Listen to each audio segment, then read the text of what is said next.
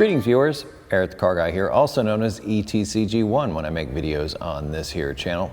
And hey, if it is your birthday, me and the Integra here want to wish you a happy birthday. Yeah, you got one from the Integra this time. You're super special. Anywho, I'm sitting by my 2001 GSR to illustrate a point that I ran into recently, and that was I replaced the hood cable on this car recently because it wasn't replaced after the collision happened. Now, the woman that I bought this from, I've known her for many, many years. I've known this car for many, many years. I've serviced it for many, many years before I actually purchased it. And during that time, it was actually early in this car's life. It had been involved in a collision right here up in the front and had been repaired at a reputable body shop. I have since done several repairs to this vehicle as a result of some of the work of that body shop or lack thereof.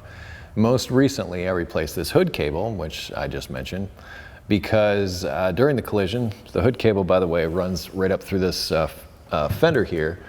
And during the collision, when this had been pushed in, it had pinched part of that cable. And as a result, the cable started sticking over time, moisture stuff got in there, and that's why I had to replace it. Otherwise, it probably would have functioned fine. And normally, it's the latches that have the problem. But in this case, it was the cable, and it was due to the collision that happened many, many years ago. There were also some issues inside the door panel, if memory serves, with the window regulator. The wiring to that wasn't quite right, and I had to repair that. That was actually shortly after the body shop repairs. Once again, many years ago. But the point of this video is to talk about body shop repairs. Now, I'm not going to sit here and say that body shops are crap and they do crap work. I am absolutely not saying that. Let me just get that out there right now. That's not what I'm saying. This is what I've seen often happen, and I worked at a dealership where we did have a body shop, and in fact, we would do some work on those body shop cars. Say, for instance, a wiring harness got cut or pinched or something like that, and it was obvious. It would be sent over to us over on our side, the mechanical side. We'd do the mechanical repairs and then send it back to the body shop for them to finish up. What I've seen that often happens is an insurance adjuster comes out when your car is brought to the body shop, and they stand there and walk around the vehicle with a clipboard, and they start writing things down and checking things off and writing up the estimate for the repairs. Now, insurance companies, let's face it, are in the business of making money, and they want to pay out as little as possible, so they force a body shop to use aftermarket parts. In fact, there was some legislation a while back talking about that very thing, because the idea is to put the vehicle back as new. And those aftermarket parts, as much as they hate to admit it, are not at the same standards oftentimes of the original equipment parts.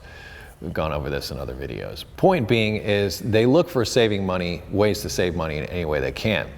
But here's where stuff like my hood cable comes in. When the adjuster's walking around the outside of the vehicle and assessing its damage, they can't see a bent or punctured hood cable. And as a result, they don't account for it. They don't account for, once that body shop guy gets the fender off and sees the real damage underneath, they don't look at that. They just look at statistics and a best case scenario to try to get out of the situation for as little money as possible. I'm not saying all insurance companies are crooks or those kinds of things, but insurance adjusters are paid to do a job, and that job is maintain a certain level of quality, but at the same time, don't spend too much money. That's the way I see it. That's my take on it, okay? Let's just put it that way. We're talking opinions here. So these estimates are not complete. So the body shop guy gets in there and he finds out, oh, well, there's a problem with this wiring. Oh, well, there's a problem with this hood cable, even if they saw it or looked at it at all.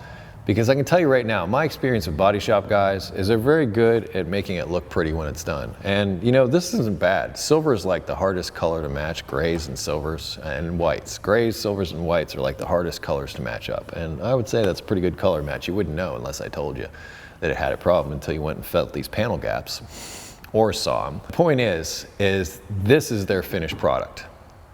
It's not what's underneath here, like a hood cable or wiring or anything like that. So that stuff all seems to either get ignored, or say, for instance, that body shop guy does see a problem after he gets everything apart. Well, what do you think happens then? Well, the body shop manager calls up the insurance company and says, hey, can you come out and reassess this? And maybe they will, and maybe they won't, because trying to get more money after that initial estimate has been written, I've found to be a very difficult thing on every level. So when the body shop guy is walking around with the adjuster saying, yeah, I've seen this before, and last time we were in there, this, and this, we ended up needing that too, and and maybe the adjuster writes it down then.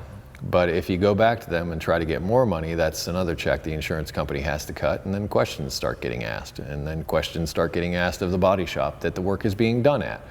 And nobody wants those questions, so they're like, well, is it working now? Well, as long as it gets out of here. The warranty on body work is, well, it's a moving target, I think. I don't really think that there's, like, for instance, if you replaced an alternator on a car, it would come with a 1-year warranty. As far as body shop warranties, I really can't speak for that because I don't exactly work in a body shop, but work closely with them, as I mentioned. There's a couple of things at play here. Body shop guys are body shop guys. They're not electrical guys. They're not necessarily mechanical guys. Some of them are just straight up body people, and that's just what they do, and they're very good at it.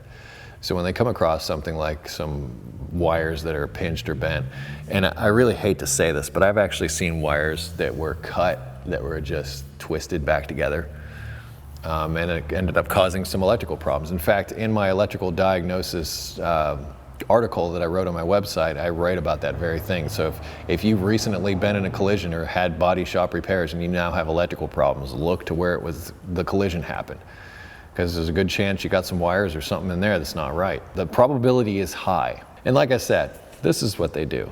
And this looks great.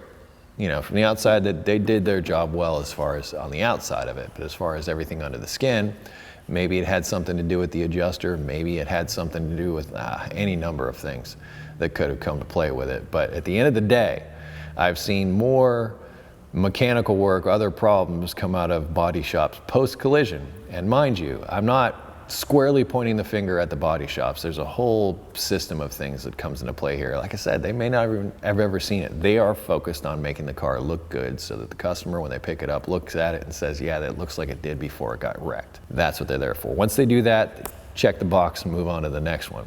So with running the risk of making this video too long, I'm going to cut it short here. Once again, I cannot stress enough, these are my opinions, and not all body shops are bad, not all body people are bad, not all insurance adjusters are bad, not all insurance companies are evil. But they're made up of people, and people sometimes make mistakes. And body shop people, as I said, are focused on the appearance when it's done. They're not so much focused on how things work underneath always.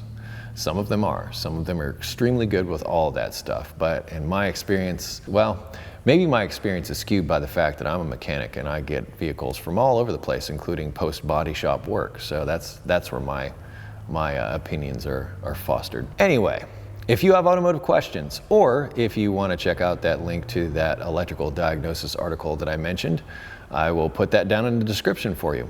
I will also put links to my social networks, Google+, Facebook, Twitter, Instagram, if you wish to connect with me there. Thank you so much for watching. Be safe, have fun, stay dirty. I will see you next time.